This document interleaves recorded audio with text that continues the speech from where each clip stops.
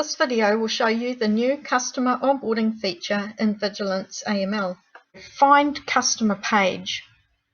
You'll notice that there's now an onboard button beside each person. You'll also notice that there's a new tab here called Pending Customer, and that's where you'll see where your list of customers who are in the process of being onboarded. Okay, to send an onboarding request to Delwyn, I'm going to click on the onboard button, and I'm told that this customer will now appear in the Pending Customer tab. And here she is here. Now there's an onboarding stage or a status saying that we haven't sent a form off to Delwyn yet. We've got two others in here. So Aaron has had their form returned and requires us to review. Brianna has had a form sent to her, but she hasn't returned it yet. So that's what the three stages are here. Right, for Delwyn, I'm going to click Compose Email. And it's already got her name there. I'm going to type in her email address, which happens to be my email address. So I'm going to pretend I'm Delwyn and fill out this form. You can swap this body text here to whatever text you want to use as a standard from your company for sending out the email. You can have a quick preview of the email just to see what Delwyn will see when she gets the email. So you'll see this is where the logo appears. Here's the text. They're going to click on a link and type in an access code. This is where your privacy policy will appear, and you'll notice here that this is Vigilance's privacy policy. Right, I'm going to send this request off to Delwyn. And you'll see the onboarding stage has changed to form sent. I've just checked my emails and I have an email from the AML team at Middleton's Law asking me to fill out an onboarding form. So Delwyn would click on this link to open the onboarding form, and she would need to type in this access code. So I'm just going to copy and paste it into the onboarding form page. Click continue. And here's the onboarding form. So what Delwyn will see is any information that you've collected already. So what she can do is she can fill in any bits that are missing. Type in the date of birth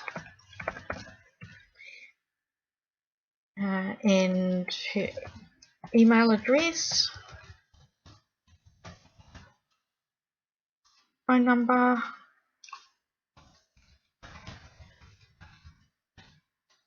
mobile number,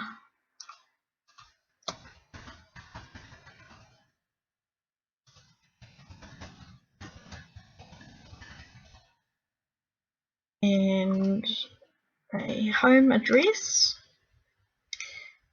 And now with the identification documents, she can choose whether she's got a New Zealand passport or New Zealand driver's license handy, or if she has a passport from a different country or a driver's license from a different country.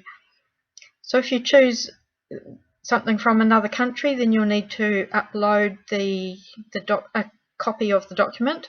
Otherwise, for example, a New Zealand passport, all Delwyn needs to do is type in the passport number,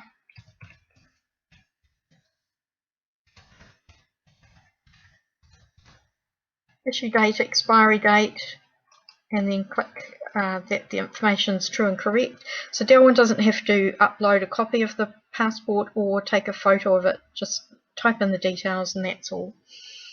Click submit. Okay, need to type in some extra things there, so if anything's missing then Delwyn will be reminded. Click submit. The pending customer page You'll see now that Delwyn has had the form returned, or has returned the form. So what we can do in Vigilance is now we can review that form and see what Delwyn has typed in. So the information on the right is what we already had, which wasn't a lot of information about Delwyn, but now what we've received from her is these things that are in green.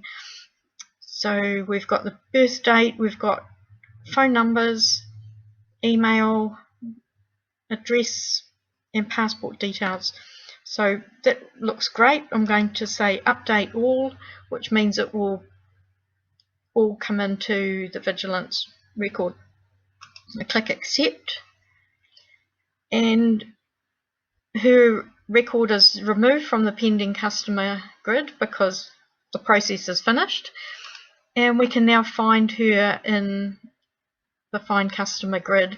And if we edit her customer record, we'll see that we've now got her middle name, date of birth, email, we've got her passport details, we've got her address details.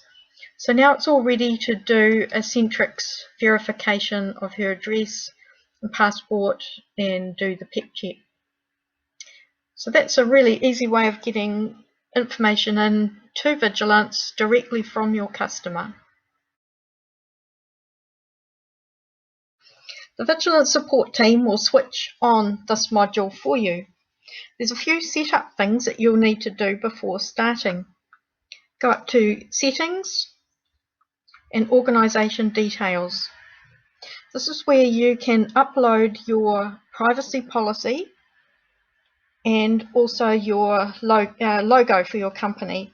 And by having your logo here will assist your customer to recognise your company in the email that they receive. The next thing is to go to the AML settings.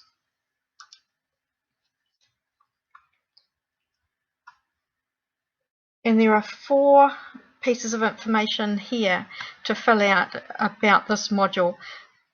If you, as the compliance officer, would like to receive an email when a customer's completed their form, then choose that option. There is a default number of days that the onboarding request will expire after. It can be from 3 to 10 days. Choose a name that will be displayed on the email sent to the customer. You may want to put your team name rather than an individual person's name, and also the email address that you would like the customer to see that the email's from. So update any changes you have there. The other thing to do is to go to your user permissions, and for each of your staff you want to tick or untick whether they are allowed to use this onboarding module. So do that for each of your staff.